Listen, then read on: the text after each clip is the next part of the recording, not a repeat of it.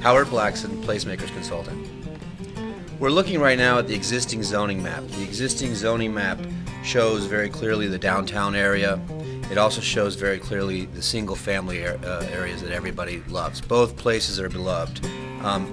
However, the transition is very complex and very confusing, and they attempt currently to use 26 zoning classifications to work in that transition and attempting to define the character. Looking at the new regulating plan, which is defined by the river to the west, the campus to the north, the interstate to the south, the creek to the east, and the historic neighborhood boundary to the northeast, allows us to have 5 zones instead that create downtown, edge of town, neighborhood edge, neighborhood centers. Hi, this is Jeff Dyer with Senior Urban Designer with Placemakers, and as part of this week's design activities, we identified 3 potential sites in the downtown as to illustrate what might happen when the code is in place, the types of developments that might happen. So one site we looked at is it's a gateway site at CM Allen and Hopkins, and basically the potential of this site is really to create a sense of arrival as part of a gateway. We developed a number of options and looked at the possibility for a 4 or 5 story mixed-use building and also various office buildings and residential. But the basic idea is to frame the gateway entrance into the downtown.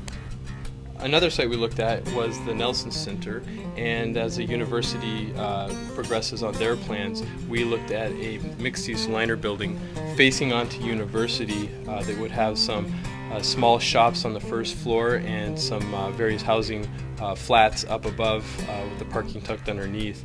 And then we also looked at the site right now with the paint store and the Kinko's as a long-term redevelopment potential of another 4 or 5 story mixed-use building with retail and office and residential on the first floor and residential up above in 3 or 4 stories. So this site is the old burnt down critter shop along LBJ and close to Cheatham Street, and the opportunity here was to really illustrate the effectiveness of a form-based code, where we showed first an option with 2-story offices addressing the street and but with also the parking in the back, and we showed an alternative that the code would also allow that had that shows mixed use with a shop on the corner and residential up above, but forming a courtyard that preserves the 2 mature walnut trees. We're also reestablishing Donaldson as a street confronting the creek, and we looked at an option also for where the existing thrift store is just to the south, where it could be redeveloped into some studio and music oriented uses, and possibly a museum connected with the adjacent music use.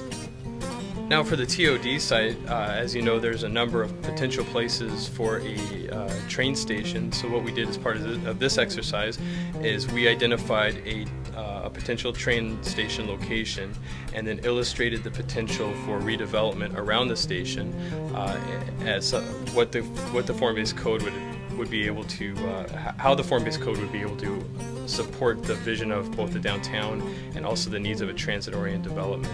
There's a embedded parking garage and a number of mixed-use buildings that would interact with the station and the future users of the rail. This is Dwayne Carver with Hall Planning and Engineering, part of the Placemakers team for the San Marcos Smart Code charrette.